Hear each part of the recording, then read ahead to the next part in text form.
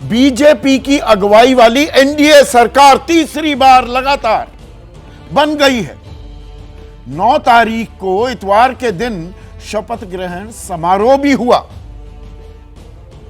तो दरअसल जश्न मनना चाहिए भाई। मोदी 3.0 ना भी हो, एनडीए 3.0 तो सरकार बनी है और यह अपने आप में अप्रत्याशित है। लगातार इस तरह से तीसरी बार सरकार बनना, लगातार 3 बार प्रधानमंत्री पद की शपथ जवाहरलाल नेहरू के बाद प्रधानमंत्री नरेंद्र मोदी ने ली है। लेकिन 9 तारीख के बाद कुछ ऐसा बयानों का सिलसिला शुरू हुआ है, एक के बाद एक, कि लगता यूं है कि यह सरकार नहीं बनी, सर मुड़ाते ही दरअसल ओले पड़ने लगे हैं। और मैंने एक कार्यक्रम भी किया था 11 तारीख को। 10 जून को सरकार बनने के एक दिन बाद सरसंघचालक की तरफ से अहम बयान आए और उनमें जिन शब्दों का इस्तेमाल किया गया उन पर गौर करने की जरूरत थी। आपके सामने पेश भी किए थे शब्द जो इस्तेमाल किए गए: अहंकार, अशांति और आभासी प्रचार। सरसंघचालक ये बोले थे। तो अहंकार को लेकर उन्होंने क्या कहा? उनका कहना था कि जिस पार्टी ने भक्ति की, अहंकार आया। ये तो अभी बाद का बयान है, पहले मोहन भागवत का बयान। जिसे वास्तविक सेवक कहा जा सकता है वो मर्यादा से चलता है, कर्म करता है लेकिन कर्मों में लिप्त नहीं होता, उसमें अहंकार नहीं आता कि मैंने किया, और वही सेवक कहलाने का अधिकारी होता है।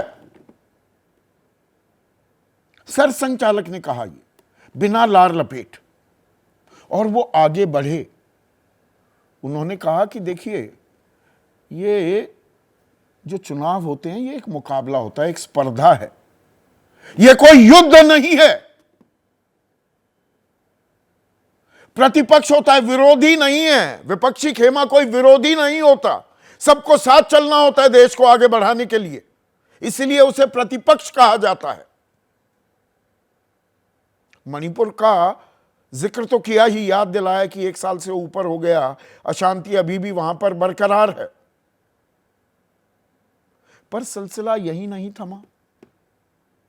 सरसंघचालक ने यह बात बोली तो साथ ही साथ ऑर्गेनाइजर, जिसे राष्ट्रीय स्वयंसेवक संघ का, औपचारिक तो नहीं लेकिन मुखपत्र के तौर पर देखा जाता है, और उन्होंने क्या कहा?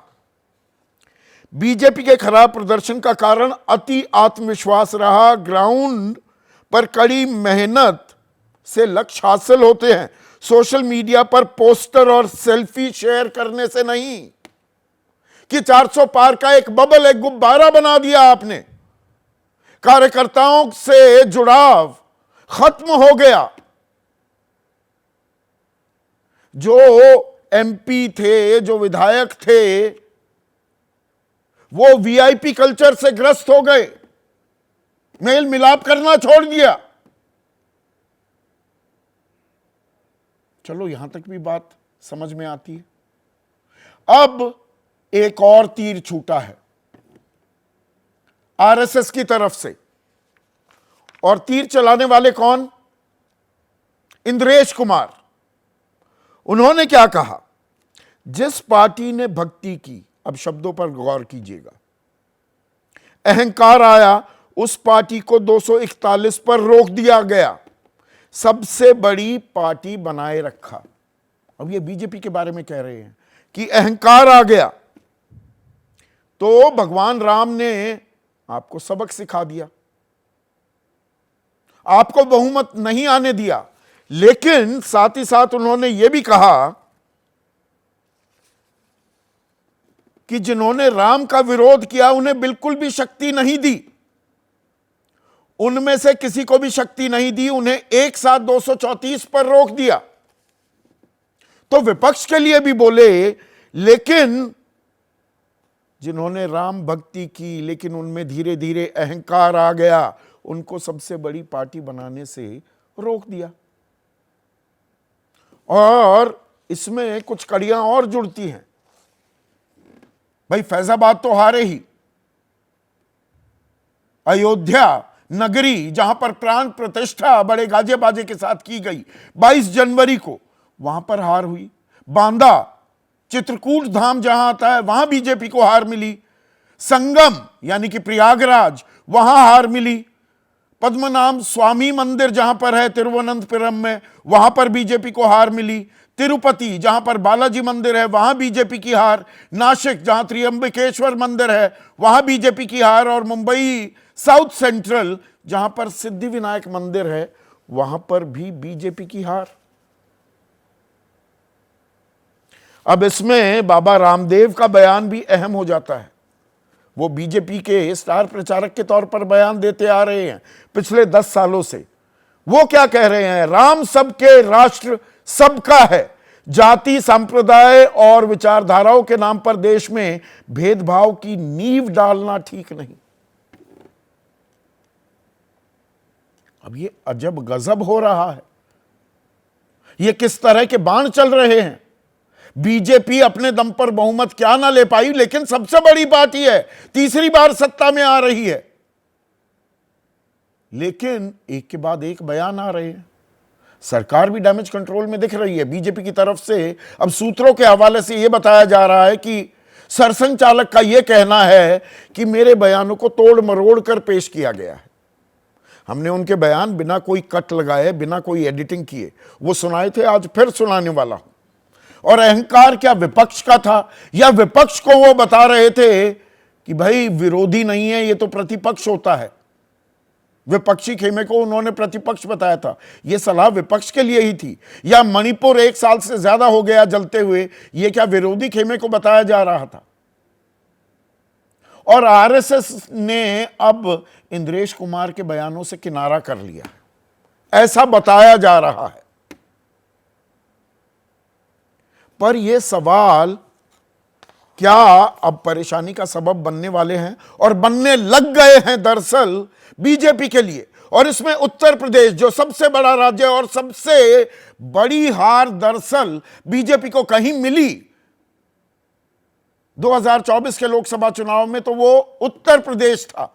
आधे में सिमट गई 2019 के मुकाबले, जहां 62 सीटें अपने दम पर बीजेपी ने जीती थी, 33 सीटों पर आ गया आंकड़ा 2024 के लोकसभा चुनाव में।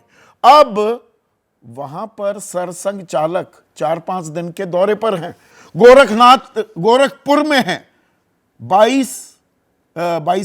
12 जून को वो वहां पहुंच गए। और कल, अब दिलचस्प बात है, योगी आदित्यनाथ, उनका तो गोरखपुर से पुराना नाता है, वो वहां जा रहे हैं और मुलाकात होने वाली है। और यह मुलाकात संयोग है, कोई प्रयोग है, इसलिए अहम हो जाता है पूछना, क्योंकि यूपी के अंदर अब हार की समीक्षा के लिए बाकायदा एक टास्क फोर्स भी बनाने की मुहिम शुरू हो गई है। इसमें पदाधिकारी होंगे, जनप्रतिनिधि होंगे, विधायक, राज्यसभा सांसद, 80 पदाधिकारियों की 40 टीमें बनाई जाएंगी। हर टीम को 2 लोकसभा क्षेत्र दिए जा रहे हैं। लेकिन वहां पर मार मची हुई है, खुलकर सब एक दूसरे के आमने सामने आ रहे हैं। और इसमें सबसे बेहतरीन उदाहरण संगीत सोम और संजीव बाल्याण के शब्दों के बाण हैं, एक दूसरे पर ठीकरा फोड़ते दिखाई दे रहे हैं। ऐसे में विपक्ष वो थोड़े मजे लूट रहा है। संजय सिंह राज्यसभा सांसद हैं आम आदमी पार्टी के। वो कहते हैं आरएसएस और बीजेपी के बीच मां बेटे का झगड़ा शुरू हो गया है। बेटे ने मां का त्याग करने और मां ने बेटे को सबक सिखाने का अभियान शुरू कर दिया। जबकि पवन खेड़ा कह रहे हैं अहंकार आज दिख रहा है, ये बीज तो आपने बोए थे, बबूल का बीज बोकर कैसे उम्मीद कर सकते हैं कि आम का फल मिलेगा। ऐसे में आज का सीधा सवाल, संघ बोले और लगातार बोल रहा है, राजनीति डोले, बीजेपी पर ओले, और भागवत का यूपी योग, संयोग या प्रयोग। अब वो वहां हैं, संघ से आप पूछेंगे, वो कहेंगे अरे ये तो साल भर पहले कार्यक्रम तय हो जाते हैं। लेकिन योगी आदित्यनाथ से मुलाकात है और खेमेबाजी का असर उत्तर प्रदेश के नतीजों पर साफ दिख भी रहा है।